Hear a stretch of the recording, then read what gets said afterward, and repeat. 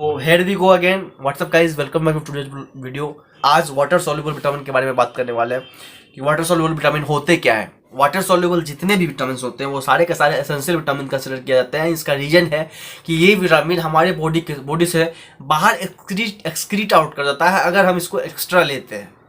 ठीक है, मैं इंट्रोडक्शन में भी बोल चुका हूँ ये बात कि फैट वाला स्टोर हो जाता है जो कि टॉक्सिक होता है, और ये स्टोर नहीं होता है इसलिए टॉक्सिक नहीं होता, कंपेरेटिवली कम टॉक्सिक होता है जो कि हमारी बॉडी से एक्सक्रीट आउट कर जाता है। अब जो विटामिन हमारे बॉडी से हर बार हम बार बार डाल रहे हैं, वो निकल जा रहा है, डाल रहे हैं निकल जा रहा है, तो इसका मतलब है कि हम उसको डालते रहना पड़ेगा ताकि वो निकलते रहे। Now may be some of you might have question कि हर दिन हम इस विटामिन को लेने की जरूरत क्यों पड़ती है, हमें विटामिन वाटर सॉल्युबल विटामिन जो होते हैं उसे लेने की जरूरत क्यों पड़ती है। क्योंकि ये विटामिन जो होते हैं किडनी के पास जाकर के एक्सक्रीट आउट कर जाते हैं, यानी कि किडनी के पास जाकर के ये फिल्टर्ड आउट हो जाते हैं, और जितने वेस्ट होते हैं वो सब निकल के बाहर चले जाते हैं। सो वेस्ट और उसके साथ जो एक्स्ट्रा विटामिन होते हैं वाटर सॉल्युबल विटामिन वो भी बाहर चले जाते हैं।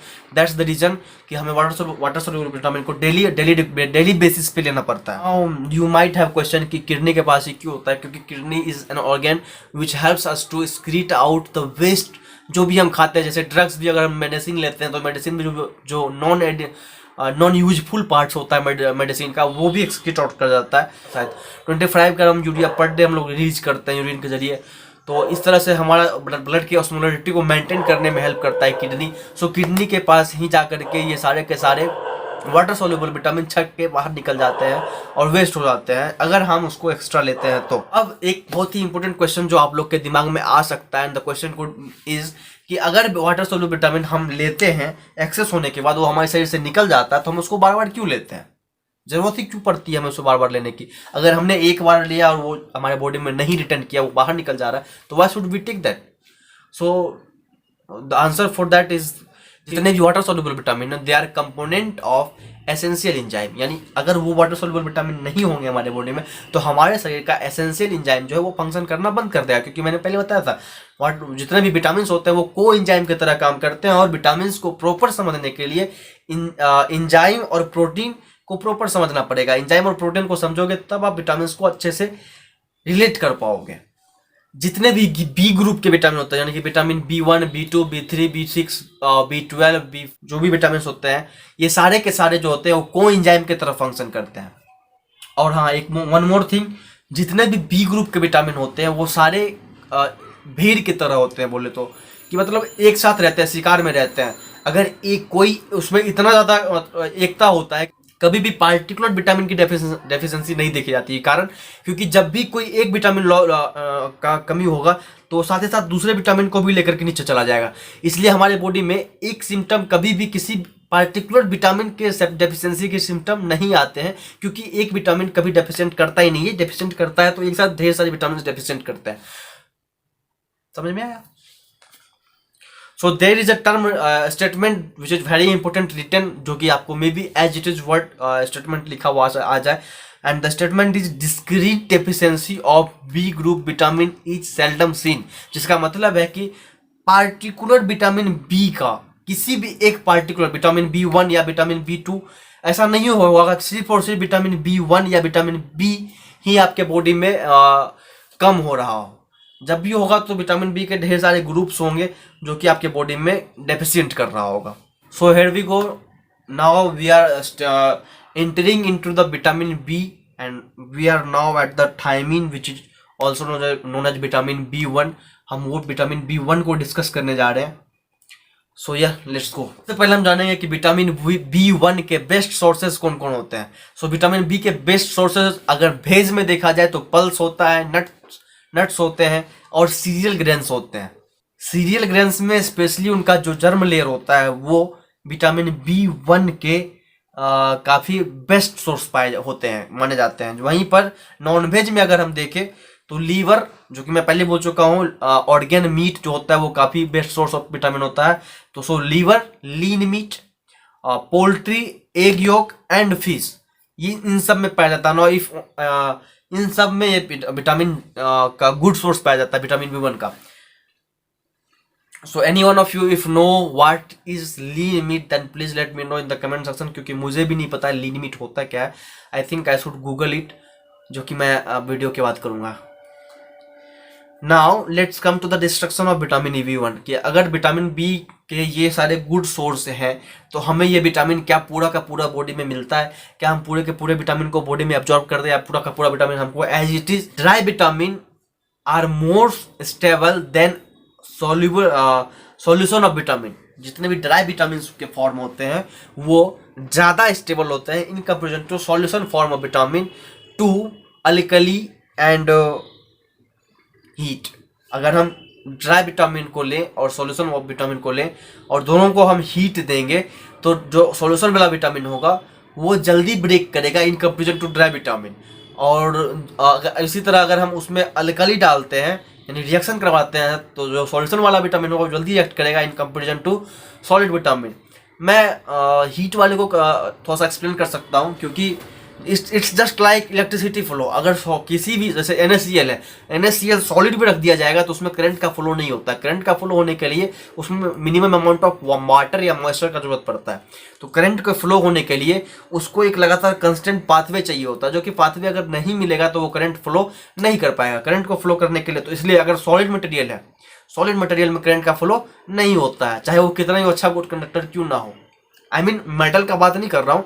जैसे कि अगर सॉलिड, जैसे एक क्वेश्चन 10th में पूछा जाता था कि why solid NaCl is not a good conductor of electricity while liquid NaCl is a good conductor of electricity. It's because there is a liquid and the water aids the conductivity. Water भी एक good conductor होता है, तो जिसके वजह से conductivity बढ़ जाती है। Now one important thing is thermal destruction. जितना होता है थर्मल डिस्ट्रक्शन यानी हीट की वजह से जितना भी डिस्ट्रक्शन होता है विटामिन का, वो पीएच डिपेंडेंट वो जो होता है पीएच डिपेंडेंट होता है।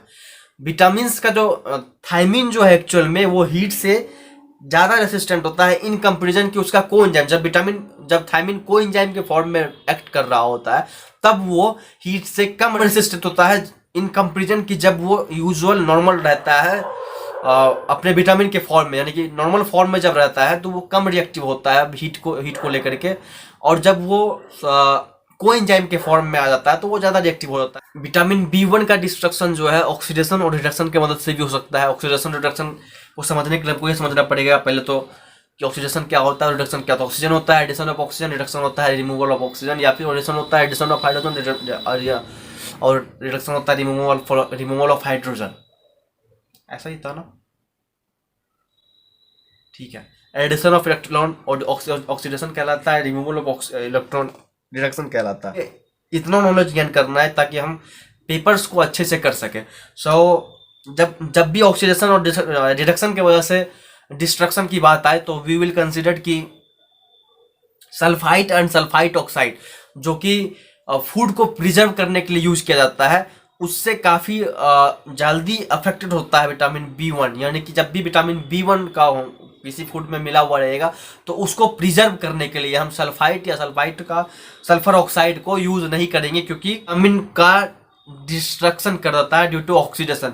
जबकि सल्फर और सल्फाइड ब्रोनिन रिएक्शन को रोकने के लिए one of the best agent माना जाता है। विटामिन B1 जो होता है वो डिस्ट्रॉय हो जाता है due to baking, due to cooking and due to processing and also due to storage. यानी कुकिंग, बेकिंग और स्टोरेज की वजह से ये जल्दी डिस्ट्रॉय कर देता है। हम जो बेकिंग सोडा मिला देते हैं कई बार खाना में ताकि खाना हमारा जल्दी से बन जाए, तो बेकिंग सोडा जो होता है वो भी हमारे विटामिन को डिस्ट्रॉय कर देता है। जिसके बाद और एक इम्पोर्टेंट बात कि हमारे फूड से जो वो कैरेक्टरिस्टिक ऑर्डर आता है, जो चावल से या फिर मीट से जो कैरेक्टरिस्टिक ऑर्डर आता है, ऑर्डर मतलब स्मेल आता है, वो खुशबू जो आती है वो भी डिस्ट्रक्शन ऑफ विटामिन की वजह से ही होती है। सो इतने सारी बातों में आपको तीन चार बातें मुख्य रूप से याद रखनी है। पहली बात कि सॉल्यूशन जो विटामिन होता है वो ज़्यादा रिएक्टिव होता है to the alkali and heat in comparison to the dry vitamin. दूसरा बात कि विटामिन B1 को प्रिजर्व करने के लिए, विटामिन B1 इंक्लूडेड फूड को प्रिजर्व करने के लिए हम सल्फर ऑक्साइड या फिर सल्फाइड का इस्तेमाल नहीं करते हैं, क्योंकि वो ऑक्साइड हो जाता है। तीसरा बात, इस विटामिन का जो डिस्ट्रक्शन है ऑक्सीडेशन, बेकिंग या फिर स्टोरेज की वजह से हो सकता है। तो हम कभी भी खाना बनाते समय बेकिंग सोडा का यूज नहीं करेंगे, जिसमें कि अगर हमको पता हो कि इस फूड में विटामिन B1 ज़्यादा है तो उस फूड में हम बेकिंग सोडा का इस्तेमाल नहीं करेंगे, क्योंकि वो विटामिन को डिस्ट्रॉय कर देगा। Now there is one interesting fact जो कि हमने बहुत पहले केमिस्ट्री में भी पढ़ा है, तो 11th या 12th लेवल पे हमने केमिस्ट्री में पढ़ा है कि एल्यूमिनियम जो होता है वो जो होता है अपने ऊपर एक ऑक्साइड का फिल्म बना लेता है, जिसकी वजह से वो फर्दर ऑक्सीडेशन से बच जाता है। ठीक उसी प्रकार विटामिन B1 जो होता है वो प्रोटीन का एक फिल्म बना लेता है अपने ऊपर से, जिसकी वजह से वो ऑक्सीडेशन से बच सकता है। तो ये स्टार्च या फिर प्रोटीन कंपोनेंट जो सीरियल्स में पाए जाते हैं वो प्रोटीन को प्रोटेक्टिव लेयर देते हैं, जिससे कि वो ऑक्सीडेशन से बच पाता है। थायमिन जो होता है one of the least stable vitamin होता है। इसकी deficiency, now let's come to the thiamine की डेफिशिएंसी। अगर हम लंबे समय तक इस विटामिन से डेफिशिएंट रह जाते हैं तो हमें बेरी नाम की बीमारी होने की संभावना है।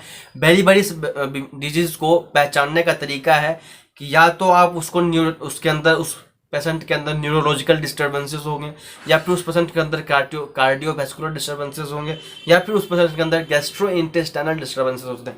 यानी कार्डियो, न्यूरो या गैस्ट्रो, इन तीनों में से कोई भी एक या फिर या तीनों तरह के डिस्टर्बेंसेस पाए जा सकते हैं। कार्डियो, लेफ्ट में हट होता है, कार्डियो, गैस्ट्रो और न्यूरो, यानी न्यूरो, कार्डियो और गैस्ट्रो, यानी कि ये तीनों के तीनों हमारे शरीर के बहुत इंपॉर्टेंट हिस्सा होते हैं और इसमें किसी तरह का डिस्टर्बेंसेस देखने को मिलेगा अगर आप विटामिन B1 से डेफिशिएंट होते हैं।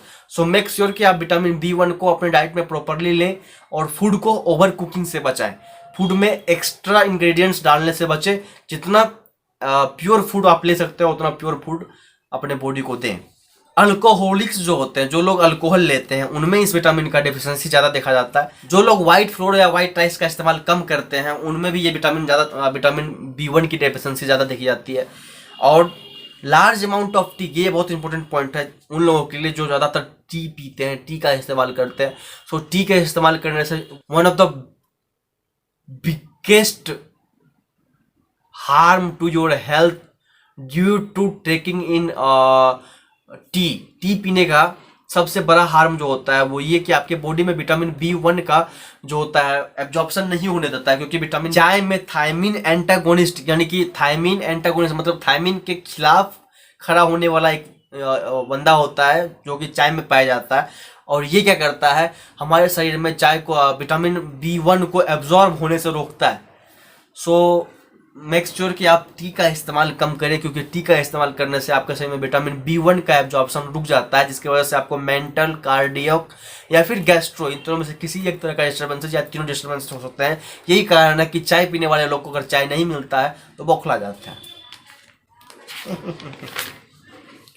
नाउ फाइनल चीज, थायमिन का रिक्वायरमेंट हमें आजीवन पड़ती रहती है। थायमिन हमें हमारे शरीर को हर दिन चाहिए होता है, और जब तक हमारी आँख खुली तब तक हमें थायमिन की जरूरत पड़ती है, क्योंकि थायमिन इज एन एंजाइम या को एंजाइम जो कि हमारे बॉडी को एनर्जी रिलीज करने में हेल्प करता है।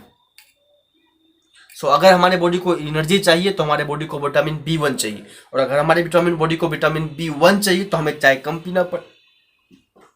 कम पीना पड़ेगा ताकि हमारा कार्डियक, मेंटल और गैस्ट्रोइंटेस्टाइनल जो फ्लोरा है वो मेंटेन रहे। So thanks for watching me today.